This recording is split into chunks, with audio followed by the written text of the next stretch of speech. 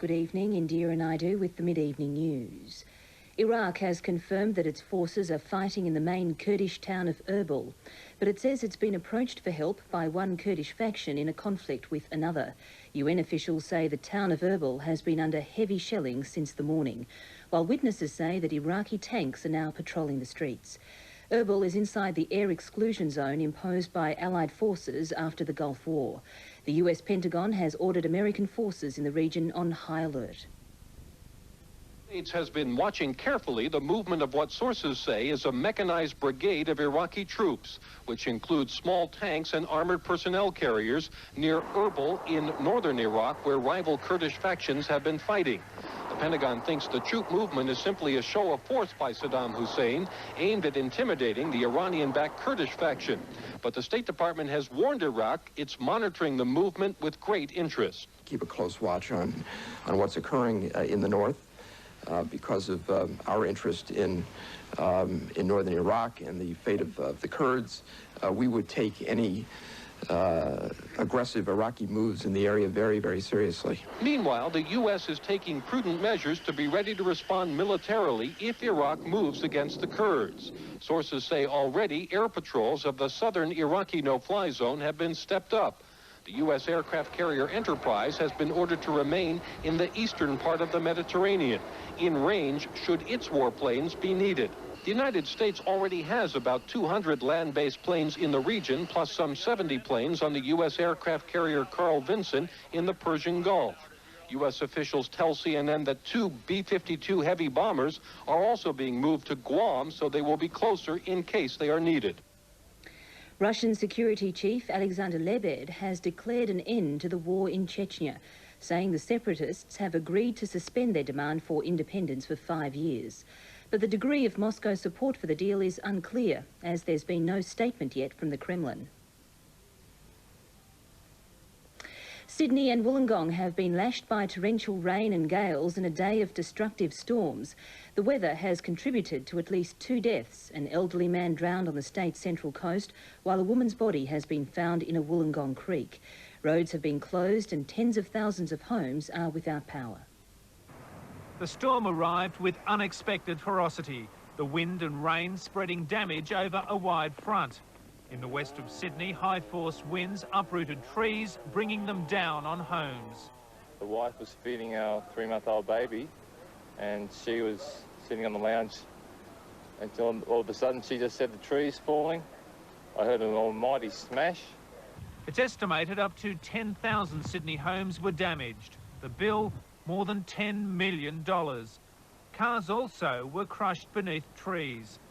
Heavy rain, 127 millimetres till 9 this morning, raised creeks and cut roads. In the northern suburbs, main road traffic was also held up after trees fell across power lines. On the New South Wales south coast, 2 workers were injured when they tried to repair this power pole. One of them was actually thrown off the top of the pole about 30 feet. With the storm front moving south, winds were whipping up coastal waters.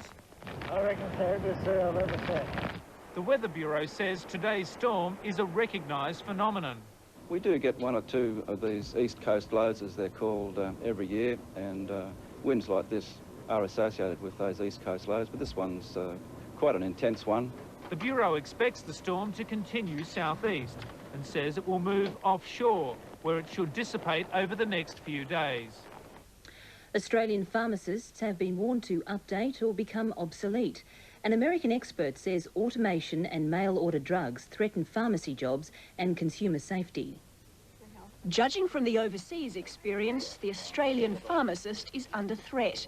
Independent chemists in North America and Canada are being squeezed out by mail-order companies, chain stores and machines. If pharmacists won't do more than simply dispense a drug, then why not just automate that and let technology do it, which makes fewer errors? Bruce Berger of Auburn University in Alabama told a Melbourne conference today that pharmacists must adopt a counselling role, ensuring customers have been correctly prescribed. Physicians are not at all trained to make those decisions. That's what's frightening, that most consumers assume that because the doctor writes for a prescription, the doctor knows everything they need to know about that drug, and it's simply not true. The Australian Pharmaceutical Society is worried by the trends, particularly after a national report recommending the introduction of chain stores and pharmacies in supermarkets.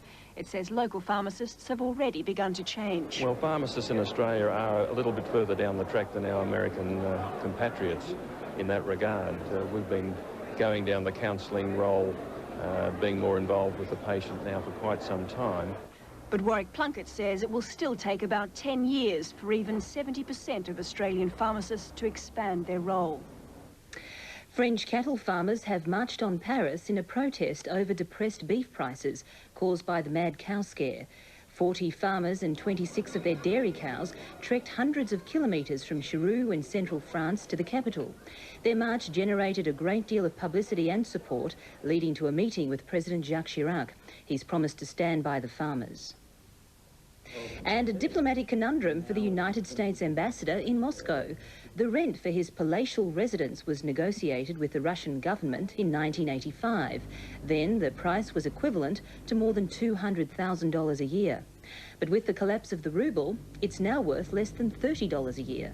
The Russians want the rent renegotiated, but not surprisingly, the Americans don't, although the ambassador doesn't wish to upset his Russian landlords.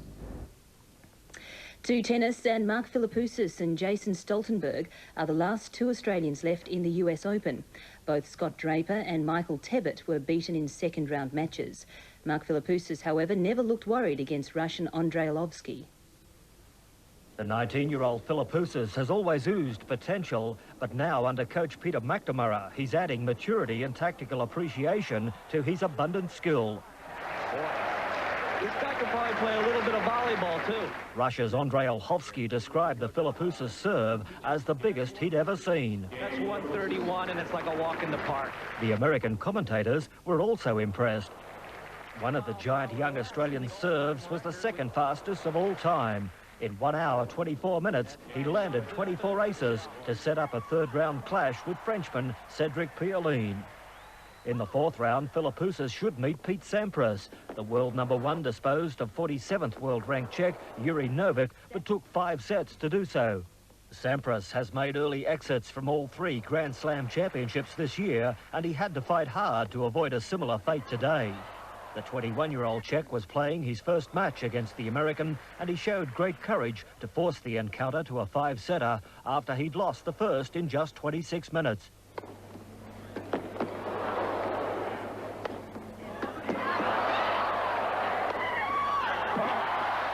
He played a bad service game in the 5th set.